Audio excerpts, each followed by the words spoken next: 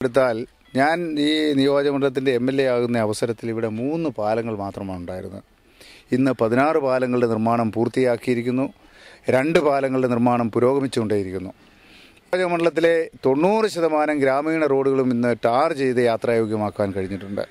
അതുപോലെ കോട്ടയത്ത് നിന്ന് ഏറ്റുമാനൂരിലേക്കുള്ള MC റോഡ് ഗതാഗത കുരുക്ക് മൂലം വളരെയേറെ ബുദ്ധിമുട്ട് അനുഭവപ്പെടുന്ന സാഹചര്യമുണ്ട്.